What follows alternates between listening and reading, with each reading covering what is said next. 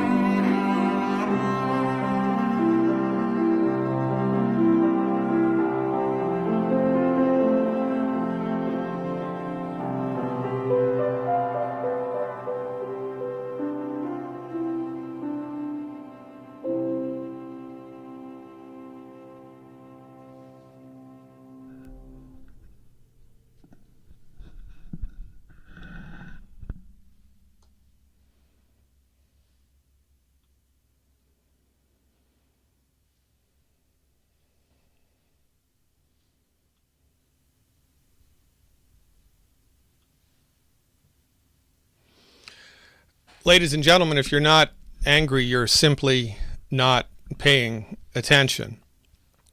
We are getting sicker every year. Our movie star heroes die at an early age, and nobody seems to be upset.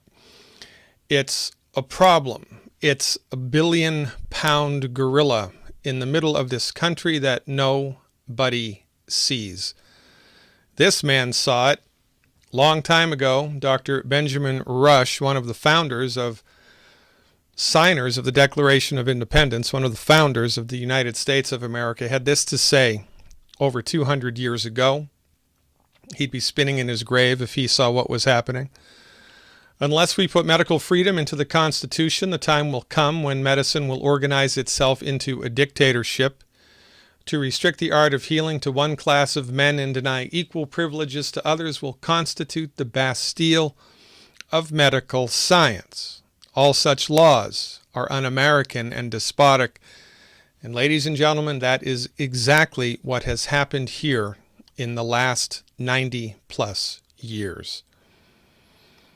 These are the states that currently license naturopathic medicine, the states in blue, plus the United States Virgin Islands. The states in gray do not recognize naturopathic medicine, which apparently means that the laws of science, the laws of medicine, change when you cross state lines. Well, this of course is not true, but this is a small example of the monopoly that exists not only here in the United States, but in all industrialized nations around the world. The only medicine your insurance pays for is MD-directed medicine. The only medicine they practice in your hospitals is MD-directed medicine. The only medicine that universities do research on is MD-directed medicine.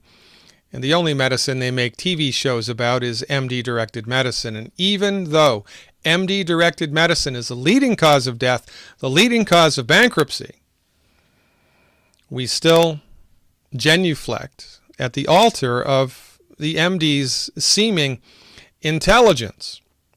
And this is a gigantic problem because, in point of fact, your medical doctor does not own medical science. They own just one piece of the pie of medical science. In the pie of medical science, there's the MD way, the chiropractic way, traditional Chinese medicine, Ayurveda, naturopathic medicine, to name a few. But we have been socialized to believe that the only real type of medicine is MD-directed medicine, and everybody except the MD is a back-of-the-bus quack practicing alternative, substandard, and dangerous medicine. Meanwhile, MD-directed medical treatments are the leading cause of death and the leading cause of bankruptcy in the United States. It's inside out, it's upside down, and it is backwards. But most people have no idea of these distinctions. They look around and they see, well, son of a gun, the only medicine practiced in my hospital is MD-directed medicine. The only medicine I really know anything about is MD-directed medicine, and therefore the MDs must be best at what they do. That's not true. The MDs are in the top dog position because they legislated themselves there in the early 1900s with the help of the Carnegies and the Rockefellers. And they haven't given up the number one position since. As a matter of fact, they've done everything that they can to marginalize every other healthcare practitioner. Talking about dogs, it's actually a good metaphor, because medicine from one perspective, is not unlike dogs. There are a number of different types of dogs, and they're all good for different things. Bloodhounds, for example, are good for finding lost people. Labrador retrievers are good for duck hunting, good for pheasant hunting, right? Chihuahuas, well, I have no idea what Chihuahuas are good for, but in point of fact, if you took a Chihuahua duck hunting, I can guarantee that you're going to come back empty-handed, right? It's the wrong dog for the hunt. Well, as it turns out, your medical doctor is the wrong dog for the hunt if you are suffering with a chronic disease, or if you are interested in getting your body healthy. Interestingly enough, your medical doctor may be the nicest person that God ever created, very good at what they do, but they are not trained in medicine. Nobody is. Medicine is a vast domain. Your medical doctor is trained in one particular type of medicine. It's referred to as allopathic medicine. Now, I'm a naturopathic doctor, right? There's chiropractic medicine, homeopathic medicine, osteopathic medicine, many different types of medicine. The type of medicine your MD is trained in is allopathic. But you have been socialized to believe that your medical doctor practices medicine. They do not. This is a very important distinction for you to understand, that your medical doctor does not practice medicine. They practice allopathic medicine. They are not trained in medicine. They're trained in allopathic medicine. And what's allopathic medicine all about, Dr. Glidden? Well, I thought you'd never ask. Allopathic medicine is based on the science of Sir Isaac Newton. It's based on Newtonian science, which is reductionistic. Reductionistic science argues that if it cannot be measured, it does not exist. Medical philosophy is very important to understand. There's not going to be a test here. Don't worry. But it's important that you understand where your MD is coming from, because when you're sick, you're frightened, and rightly so. Nobody likes to be sick. Nobody likes to be in pain. Nobody likes to, get a bad diagnosis. But we don't really know what type of medicine the MDs are trained in. And when we're sick, we just fall back to the easiest thing to do, right? I mean, your medical insurance pays for MD medicine. MD medicine is everywhere all the time, so you think in the back of your head, well, they can't be that bad at what they do. And, if those alternative guys are any good at what they did, they'd be in the hospital. Well, that's not the case. We're not allowed to practice in these hospitals, not because our therapeutics are inferior, but because the medical doctors do not want the competition. But I digress. It's important that we understand where the MDs are coming from, right? They're coming from medical science grounded in reductionistic medical philosophy. And reductionism argues that the human body is a machine made of parts. There is no soul, right?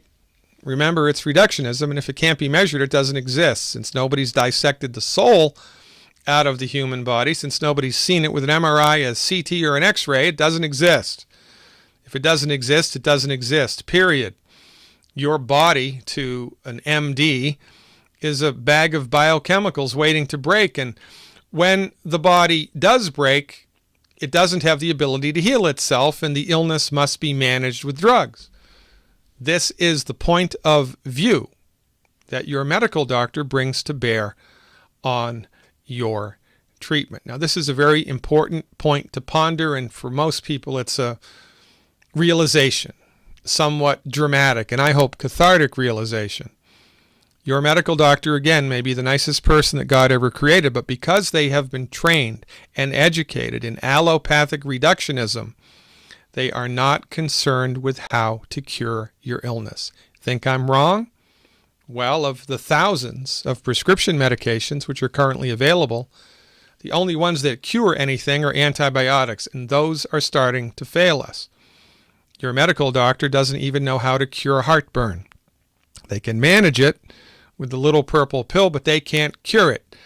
They can't cure high blood pressure. They can't cure heart disease. They can't cure arthritis. They can't cure depression. They can't cure anything if it's not infectious. They can manage it very well. And when I'm appointed Surgeon General of the United States, it will be illegal for anybody practicing allopathic reductionism, anybody with an MD after their name, any hospital practicing allopathic medicine, disseminating allopathic medical treatments, it will be illegal for them to advertise health care, because in point of fact, they do not practice health care. They practice disease management. And we need to call a spade a spade. There needs to be truth in advertising. If it said, on the outside of your hospital in big letters, disease management, I think you would think twice about going there. Remember, knowledge is power. Now, on the other side of the coin, we have holistic medicine, and you don't know what holistic medicine is. You think that you do, but you do not. Holistic medicine gets a lot of bad press by people with brains the size of walnuts. Holistic medicine gets a bad rap when it should get nothing but praise, because holistic medical philosophy is consistent with the reality of the human experience. We are spiritual beings having a physical experience. Isn't that what every major world religion argues? That the body is inhabited by a soul, by a spirit? Well, this is what every holistic system of medicine in the world argues.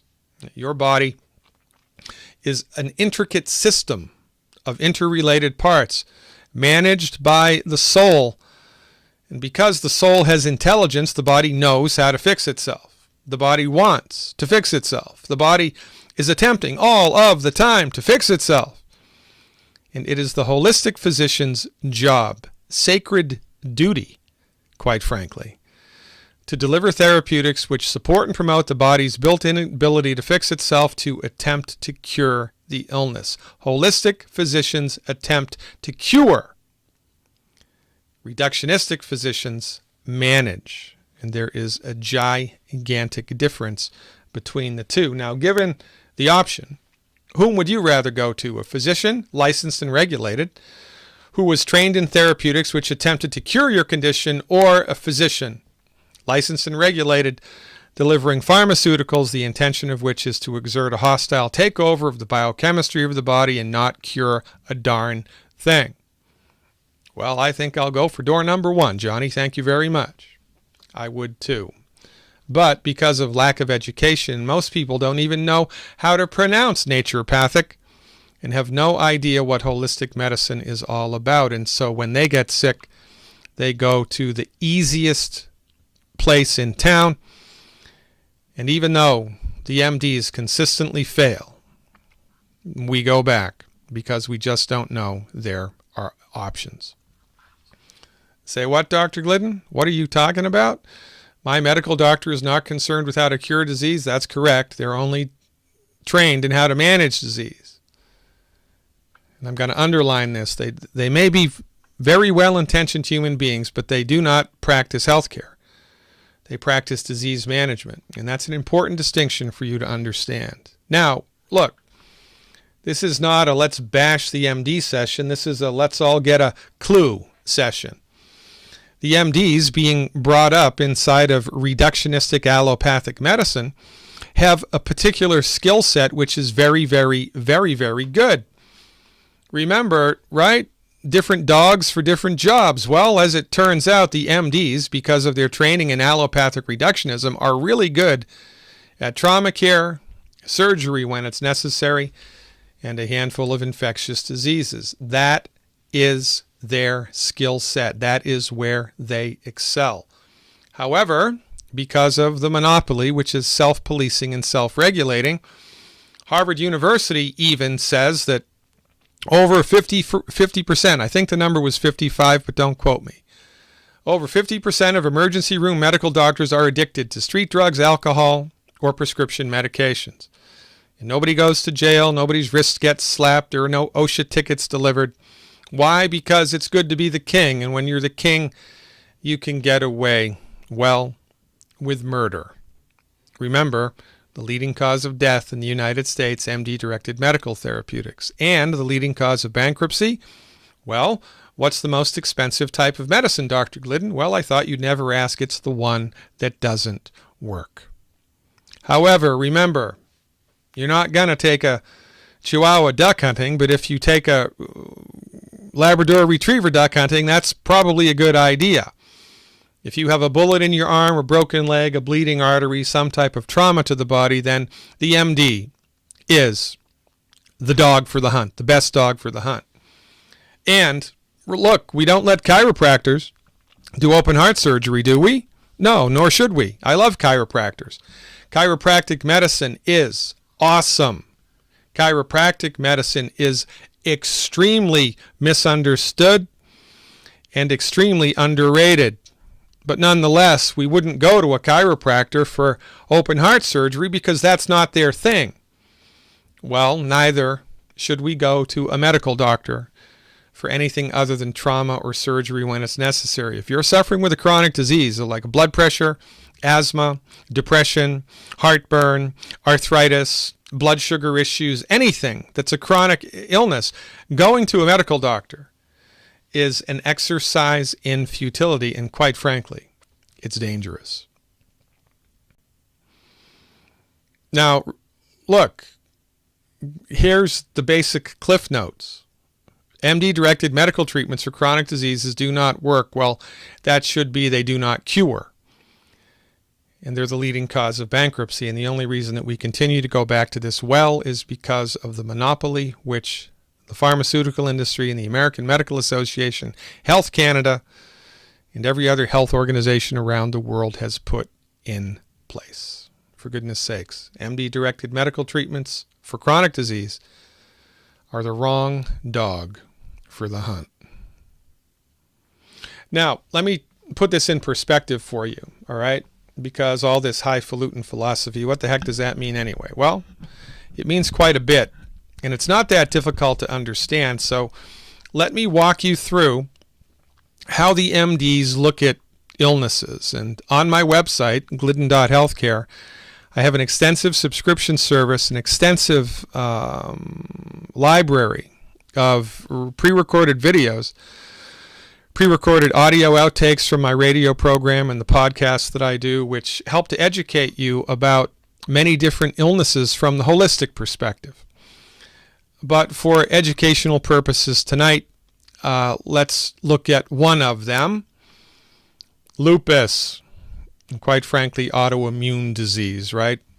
Autoimmune diseases have become the new scapegoat for all illness. Well, we can't treat lupus, we can't treat rheumatoid arthritis, we can't cure these things because they're autoimmune and they're extremely complicated, blah, blah, blah, blah, blah. Let me walk you through how a medical doctor looks at this, right? From their point of view, it's genetics, it's biochemical. We don't really know what's causing it, or it's a virus, right? So that's what it was, it's a virus.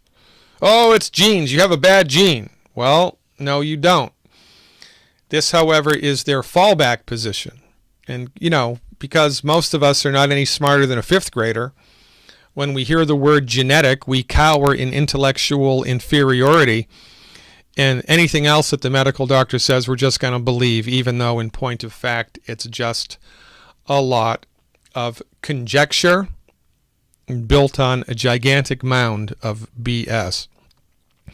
Quite frankly, a better way to look at it is it's fuzzy logic. The reductionistic understanding of autoimmune disease is fuzzy logic. Here's how it goes. So if you have lupus or rheumatoid arthritis or some type of autoimmune disease, there is something called a rheumatoid factor in your blood. Rheumatoid factor, they can see it. Rheumatoid factor is an antibody found in the blood of 70 to 80% of rheumatoid arthritis sufferers. Higher levels of rheumatoid factor correlate with more severe symptoms and faster progression of the disease. However, some people with rheumatoid arthritis test negative for rheumatoid factor, and some people without rheumatoid factor are positive for rheumatoid arthritis. So it's not a 100% definitive test. You get it? Well, don't worry, there's another one. It's called the anti-CCP antibody. It's also associated with rheumatoid arthritis. If you test positive for this, there's a 90% chance you have rheumatoid arthritis. A positive test for anti-CCP also indicates that your problem is going to progress more quickly. On the other hand, many rheumatoid arthritis patients don't have it. They test negative for it. So this test is most often used in combination with other tests. Oh, there's another one, the anti-nuclear antibody. It measures your immune system chemicals that indicate what the MDs believe is an autoimmune disease. 30 to 40% of rheumatoid patients test positive for anti-nuclear antibodies. Get it? Okay, so does 2 plus 2 equal 5? No. 2 plus 2 equals 4. Let's look at this from their perspective. So, according to the research, here's what the MDs believe about autoimmune disease. People with autoimmune disease have antibodies that healthy people do not have. Antibodies in their blood that healthy people do not have, but some of them, only sometimes. Therefore, it is the antibody that causes the disease, even though it is not always present. Why? The body is a bag of chemicals waiting to break, so just trust me, I went to Harvard, is basically their intellectual, scientific, medical argument. And you know, once that horse is out of the barn, it's not going back in. Whenever 100 medical doctors all agree on something, it becomes true, even if it's not. Anybody here remember bloodletting? Wasn't bloodletting the treatment of choice of the sophisticated medical doctor? Isn't that how George Washington was killed? This is the problem with the self-policing, self-regulating monopoly. When they develop points of view on whatever, those points of view become rote, even if they're wrong. Now look, we need perspective on all of this stuff. We need the proper perspective. We need the proper perspective to understand illness. We need the proper perspective to understand the pathogenesis of disease. But remember, the medical doctors are trained in one particular type of philosophy, allopathic reductionism. And allopathic reductionism is inconsistent with the reality of the human experience because it argues against the existence of the soul. No soul in the human body, thus saith the MD. And because of this particular perspective that they bring to bear, all of their conclusions on the genesis of chronic disease, or most of their conclusions, are incorrect, but they don't know they're incorrect. I mean, for instance, if your great-granddaddy had a sextant, he used to be a sailor, and he used a sextant to chart the position of the sun in the sky, and you got that sextant, you knew how to work it, you could go outside every day at noontime and you could look at the position of the sun in the sky. You could chart the position of the sun in the sky 10 times a day for an entire year. You'd have mountains of data that you could then use to accurately predict where the sun was going to be in the sky at any moment in time at your location on planet Earth, and you would be 100% correct. And you'd have mountains of data to support your position. And then you could also make the conclusion that, ladies and gentlemen, it's the sun that goes around the Earth. I mean, look, you don't even need to take measurements to see that. It's the sun that rises and the sun sets. The sun's moving around the Earth. The Earth is standing still. Well, you'd be wrong, even though you had mountains of data to support that notion. You'd be wrong because you were blind to two simple data points. 3, the mass of the sun, the mass of the Earth, and angular momentum. If you had no idea of these 3 things, you would be drawn to the wrong conclusions, even though you would have mountains of data to support your position. That is exactly what the medical doctors do because of their grounding in reductionism. Interestingly enough, the only people in the world that practice reductionism are the MDs, right? The body's a machine waiting to break. There is no soul. The body can't heal itself. Illness must be managed with drugs. Ay, ay, ay, ay, ay. Holistic physicians, on the other hand, that's everybody else except the medical doctor. Everybody else except the medical doctor. The body's a complex system. There is a soul. The body has intelligence. It knows how to fix itself. Bada bing, bada boom. Look, if you had a particular type of color blindness, you would not be able to see the number 5 in that design. You would be blind, but you wouldn't know that you're blind. And this is what it is with the MDs. They're like colorblind artists who don't know that they're colorblind. This is why their therapeutics consistently fail. But nobody's talking about this, not like me.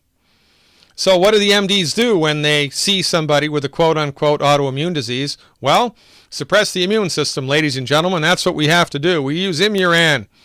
We use Sandimmune, cyclosporin, monoclonal antibodies, right? Just ask Phil Nicholson. He loves this stuff. Corticosteroids also, such as prednisone, deltazone, orezone. Let's not worry that it's not curing the disease.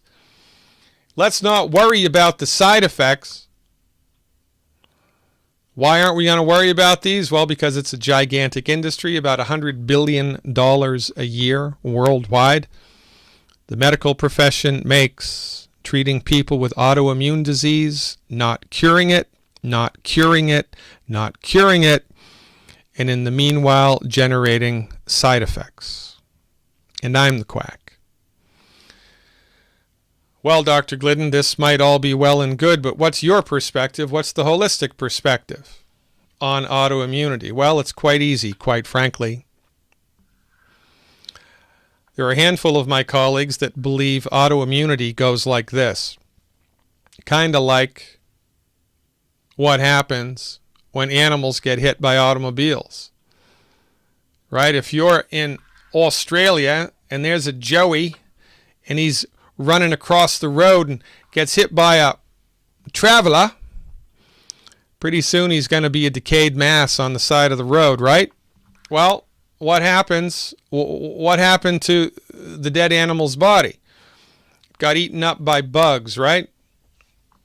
Turn over any dead animal on the side of the road and you're going to see worms eating him from the inside out. This is nature's way of clearing up the dead matter from the environment, and exactly the same thing happens inside the human body, but because the medical doctors think that they're smarter than God, they don't even believe in God, they don't look at these connections. So here's a holistic understanding of autoimmunity that I'm putting forth right now. Chronic inflammation and lack of nutrition, lack of nutrients, lack of vitamins and minerals leads to consistent destruction of healthy tissue on a microscopic level. The body doesn't like dead tissue, so when there's enough dead tissue that's built up, the body calls in the cleanup crew, which is the immune system. It generates antibodies to clean up the mess, and the antibody is the result of the disease, not the cause of the disease. That's why it's not in everybody all the time, because different levels of inflammation, different levels of immune response, right? The antibody is the result of the disease, not the cause of the disease. This is the proper perspective to understand the genesis of this illness, and it will never be brought to bear by the MD because they are grounded in reductionism. And like colorblind artists who do not know that they are colorblind, they are continually going to draw bad pictures. All of this, right, begs the question, well, what causes inflammation and malnutrition? Little lapdogs is what cause malnutrition and inflammation, ladies and gentlemen. All right, it's not little lapdogs. It's these guys. All right, no, it's not those guys. That's not a very good way to portray the MDs, Dr. Glidden. I don't really care. They're the leading cause of death. Inflammation and malnutrition are caused by consistent consumption of food, which is inappropriate for the human body, and a medical monopoly, which pays no attention to nutrition. Your medical doctor may be the nicest person in the world, but they have no training, no education, no respect, no appreciation for medical nutrition. And because they exist in the monopoly, you do not know what I know. You do not know what my colleagues know. And you let the people who make the food tell you what food to eat. I don't think that's a good idea. If you bought a brand new Mercedes, win the lottery, buy a Mercedes, have a very successful business, buy a Mercedes. It's an unleaded engine, 20-gallon tank, and every time you fill it up, you put 10 gallons of unleaded and 10 gallons of diesel. It's only a matter of time until the engine craps out, and there's nothing wrong with the engine. It's the fuel, baby. You put the wrong fuel in the engine, sooner or later the engine is going to explode. Human body is no different. And because your medical doctor owns the show of medicine, because your medical doctor has no training, no experience, no respect, and no appreciation for medical nutrition, you are in the dark. You're consistently eating food all of the time, which is hurting the body, and your body has run out of the essential nutrients that it needs to fix itself. Which brings us to part 2 of this presentation, the good news, what to do to get on the other side of a chronic health condition.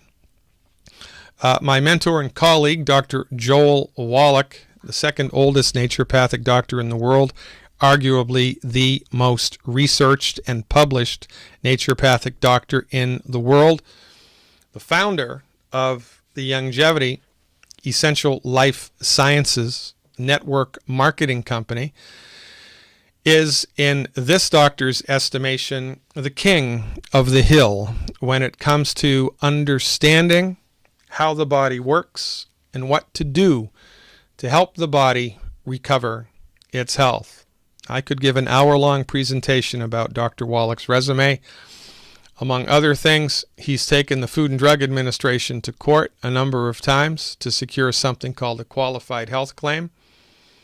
Generally speaking, the only thing that can cure disease in the United States, according to the Food and Drug Administration, is a drug. Did you know that? The only thing that can cure disease is a drug. Thus spake the FDA. And in order to get a drug approved, it's tens of millions of dollars, $40 to $60 million you have to spend to get a drug approved. This pushes vitamin companies and herbal companies out of the game. Nobody but Big Pharma has that type of money. But there is a little loophole in that egregious law which allows doctors, anybody quite frankly, who has the chutzpah, to approach the Food and Drug Administration with mountains of research. And if all of the research points to a certain medical conclusion, and if the stars align, the Food and Drug Administration will grant something called a qualified health claim. Youngevity has been involved in a number of qualified health claims. Because of Youngevity's efforts, we can say that the trace mineral selenium is cancer preventive. We can say that omega-3 essential fatty acids reduce the risk of coronary heart disease.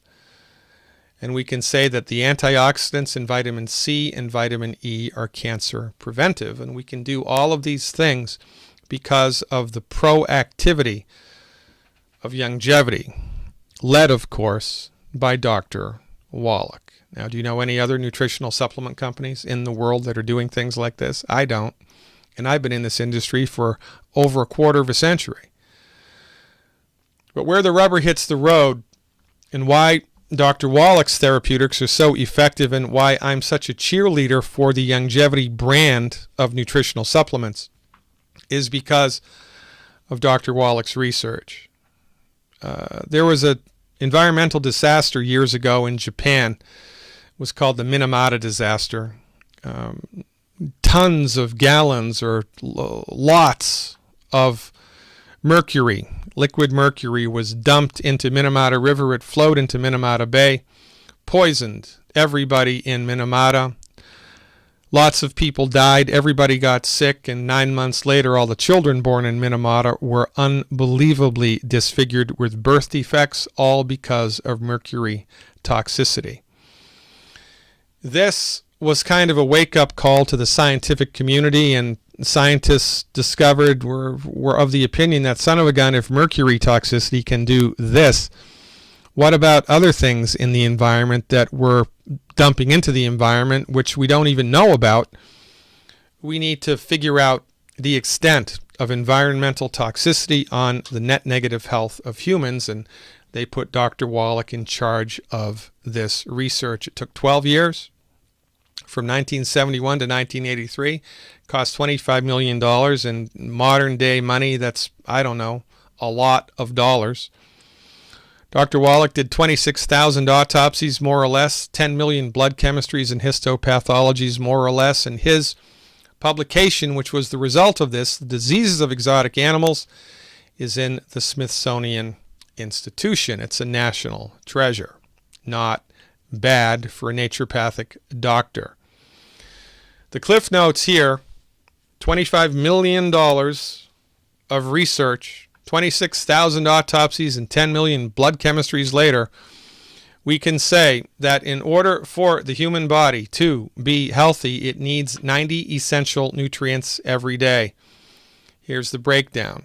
60 minerals, 16 vitamins, 12 amino acids, and 2 essential fatty acids for a grand total of 90 essential nutrients. Hence, the Youngevity Company's mantra, 90 for life. This is what we talk about, or what we're referring to when we are referring to the 90 for life. It is the 90 essential nutrients that the human body needs. And keep in mind, a nutrient is called essential if the body needs it, but it cannot make it. Your body needs 90 essential nutrients every day just to function optimally. Now, nutrient deficiency diseases are rampant, but because the medical doctors have no training in medical nutrition, have no clinical experience, and quite frankly no respect for it because they are colorblind to it, they have no idea of the relationship between nutrients and diseases, and we do. Here's the short list. High blood pressure is directly related to not enough calcium, not enough magnesium. Ringing in the ears, not enough calcium, not enough sulfur-bearing molecules. Vertigo, not enough calcium. Type 2 diabetes, multiple mineral deficiencies, especially vanadium and chromium. Congestive heart failure, not enough thiamine or vitamin B like baby 1. Asthma, not enough omega-3 essential fatty acids. Obesity, multiple nutrient deficiencies. This is the secret to weight gain that not even Oprah knows, ladies and gentlemen. If you're struggling with obesity, you don't have a bad gene, you have a bad doctor. If you're struggling with obesity, you don't have, you're not lazy, you're not depressed, you're not irresponsible. You're nutritionally deficient. Your body is starving for nutrients. Because your body is starving for nutrients, it forces you to eat. But the food that you're eating doesn't have the nutrients you need. And so you'll go to Olive Garden, you'll eat like a horse, consume 3,000 calories in 45 minutes, and 2 hours later, you're hungry again. The medical doctor's treatment for this, let's just cut out your stomach. Oh, that's too extreme? You don't want to do the gastric bypass? Okay, then let's just wrap a belt around your stomach and squeeze it tight. Let's do the lap band surgery. That's a good idea. Well, quite frankly, it's barbaric. But remember, when you're the king, anything goes. For goodness sakes, ladies and gentlemen, in the course of 70 years, we go from that to that. And it's not because we have a bad gene. It's because we are consistently eating food all of the time, which is bad for us. And our bodies are completely undernutrified all of the time. But, oh, Dr. Glidden, my medical doctor told me all I needed to do was eat from the 4 food groups, and I'd get everything that I needed all the time. Well, if you believe that, you also probably believe in the Easter Bunny. They are both myths. It is impossible to get all 90 essential nutrients from food. Read impossible. It is not challenging. It is not difficult. It's impossible to get all 90 nutrients from food. You can't do it. You cannot do it, and here's why. You remember the breakdown, 90 essential nutrients. Well, the lion's share are the minerals. 60 of 90, that's 2/3, 66% of your nutrient needs are minerals. Things like calcium, selenium, zinc, and sulfur, right? And minerals you've never even heard of, like europium. For goodness sakes. Only problem with minerals is the only person that can make a mineral is God. Animals can't make minerals. Plants can't make minerals. The only way that minerals get into the human body is if they're in the soil that the plants that we eat are grown in, or the plants that the animals eat that we then eat are grown in. If the minerals are not evenly distributed in the soil, if the minerals are not in the soil, they're not in the food. If they're not in the food, they're not in us. Period. Here's a map in the United States of the trace mineral selenium, which is essential for cancer prevention. In this map, if it's pink or reddish, there's a lot of selenium. Orange and yellow, moderate amounts of selenium. Blue and gray, not so much. And white, there isn't any. Isn't any. None. Nada. Niet. So, if you are lucky enough to eat organically grown tomatoes harvested by Trappist monks under a full moon and they're grown here, you got lucky. You hit the jackpot. There's lots of selenium. But if they're grown here, if they're grown here, if they're grown here, or if they're grown here, or if they're grown here, there is no selenium in the food. And by the way, this is one map of one mineral. Remember, there are 59 other minerals that we need for a total of 60. No place on planet Earth that we've discovered so far has all 60 minerals in the soil. Oh, but Dr. Glidden, I can get all my selenium from Brazil nuts. Isn't that what Dr. Oz told me? Well, maybe he did, but remember, he's a colorblind artist who doesn't know that he's colorblind. In point of fact, for whatever reason, the Brazil nut tree does concentrate selenium extremely well, but the selenium has to be in the soil in the first place. If it's not in the soil, it's not in the tree. If it's not in the tree, it's not in the nut. If it's not in the nut, it's not in you. Which leads to the unbelievable observation that everybody is nutritionally deficient. Everybody. Everybody. If this tank represents your nutrient needs, it needs to be topped off every day with the 90 essential nutrients. Every day. Every day. But because of the minerals situation and because of other situations, the way that the food is grown and the way that it's cooked, most people's tank is about half full. You're lucky if your nutritional tank is half full. But then what happens? Well, we experience the stress of life. Viral stress, bacterial stress, fungal stress, emotional stress, financial stress, weather, aging. Life is a great big bowl of stress. Stress whittles away at our reserves and then something breaks. Then we go to a medical doctor who doesn't know any of this and they give us a drug not to cure it but to manage it. The drug actually makes us more nutritionally deficient, so after a while the drug stops working. We need another drug and then another drug and then we die. We're lucky if we don't go bankrupt in the process, and then our relatives are so grief-stricken that they organize a 5K run on our behalf and give money to the medical doctors under whose care we got sick in the first place. For goodness sakes. And you know, if you look back at time, chronic diseases really started to accelerate here in the 20th century, and here's the reason that only a few of us understand. It all happened on September 4th, 1882, in Pearl Street, New York, overlooking the construction of the Brooklyn Bridge, and it's due to this man, Thomas Alva Edison.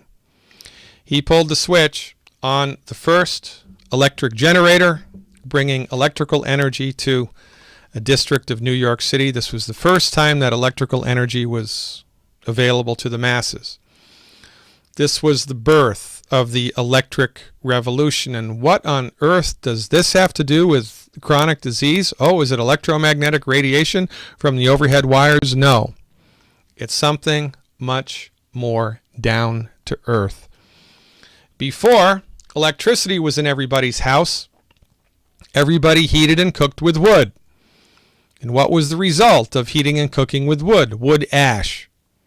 Wood ash was an industry. The collection and the dissemination of wood ash was a cottage industry. It was a big deal. And the white ash from the middle of the fire was called potash. That's where it was the hottest.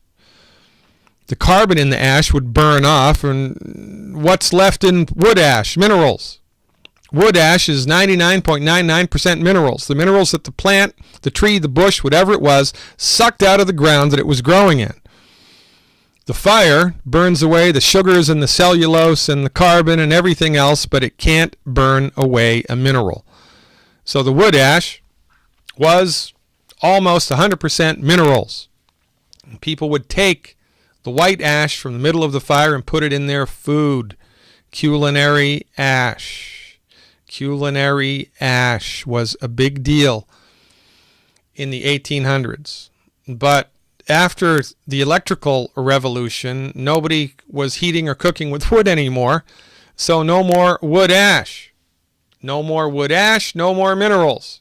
Remember, minerals are a big deal. 66% of your nutrient needs. So now there's less minerals in your body.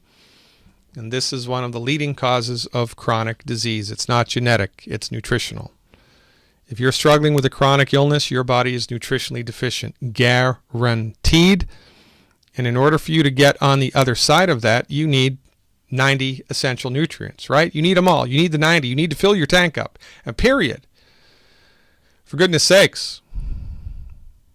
Coretta Scott King listened to our advice. She listened to Dr. Wallach. She was able to march in the Million Man March after recovering from a bad arthritic condition. She gave her body the nutrients it needed, and her body fixed itself to the ability that it was able to. It wasn't genetic. Evander Holyfield had a heart condition. He fixed it with medical nutrition. Thank you, Dr. Wallach. Nelson Mandela lived as long as he did, beat the curve, died in his 90s, right? Most people die in their early 80s here in the United States. I have no idea what the average life expectancy in South Africa is. He made it as long as he did because he was taking Youngevity's nutritional supplements while he was in jail in South Africa, for goodness sakes. Creflo Dollar, a very famous evangelist in the South, his daughter was dying from asthma, which was unresponsive to conventional treatment, and she recovered completely with medical nutrition. Thank you, Dr. Wallach. Theo Ratliff, second oldest player in the NBA, was told by the best orthopedic surgeons in professional basketball that he couldn't play because his bones and joints were too far gone. He needed multiple surgeries and he had to retire. Theo talked to Dr. Wallach, followed Dr. Wallach's advice, and 9 months after the orthopedic doctors told him he was done, he came back and led the league in rebounds, not only for that year, but for 3 years in a row. Added tens of millions of dollars to his NBA contracts because he didn't retire because of medical nutrition. For goodness sakes, ladies and gentlemen, this is the tip of the iceberg. Now, in a public forum like this, because of the Food and Drug Administration rules and regulations, because of the ridiculous legality that the only thing that can treat a disease is a drug, in a public forum like this, we have to draw the line. I can't tell you what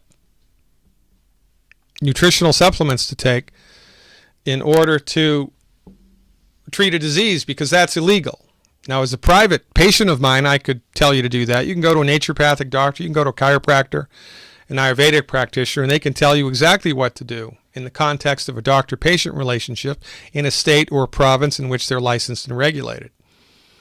But in a general assembly like this, there's a lot of gray area. And so, I'm here to tell you that if you want more information specifically about what to do for disease states with something other than drugs and surgery, if you'd like a different perspective, then go to my website, glidden.healthcare, become a subscriber to my online health recovery program. I have a self-help health recovery program online. There are 4 different levels of membership. Join, educate yourself, and figure out what you can do right now to get your body into the game of healing with science-based, clinically verified medical nutrition. And my advice to you, find somebody who is a member of Youngevity. Find a Youngevity distributor. Perhaps it's the person who told you to watch this little presentation of mine. Find a Youngevity distributor and ask them what you can do, how you can get the 90 essential nutrients into your body in order to support and promote your body's ability to fix itself. And this is what we educate people in, right? You know, it's against the law to treat disease without using drugs. So people in Youngevity are not up to that. but people in Youngevity are up to helping you to know what to do to support and promote your body's ability to have healthy bones, healthy heart, healthy joints, healthy kidneys, healthy stomachs, healthy whatever. We do this with science-based, clinically verified nutrition. Ladies and gentlemen, your body's ability to fix itself is greater than anybody has led you to believe, and you must nutrify. You must. It's mandatory. You have to drink water every day. You have to put clothes on when you go outside to protect yourself against the elements. You have to eat calories for energy. There's one more thing you have to do, but nobody told you about it. You need to nutrify. You need to take the 90 essential nutrients every day. And when you start to do that, your body, for the first time in your life, will have everything that it's needed to fix itself, for goodness sakes. And that's a game changer. You can't get into the game of healing unless you nutrify. In this physician's opinion, you can't do it. You have to give your body the raw materials it needs to optimize its structure and function. And in 28 years of clinical experience, I'm here to tell you that nobody does that better over the counter than Youngevity. Get in touch with your Youngevity representative and find out how you can take advantage of this remarkable health opportunity. Youngevity, 90 for life. I am your steadfast advocate for health, Dr. Peter Glidden. Thank you for tuning in and turning on. I'll look forward to seeing you at some point in the future. Remember, knowledge is power here, and we are going a long way, out of our way, to tell as many people as we can our message of health recovery through science-based, clinically verified medical nutrition. Get in touch with your Youngevity representative today and find out how you can do exactly that. Become a subscriber at my website and educate yourself a little bit more, because there's a lot more to learn here. This is only the tip of the iceberg. Until we meet in some time in the future, and even after that, I am your steadfast advocate for health, Dr. Peter Glidden. Live long and prosper. I'll see you around campus.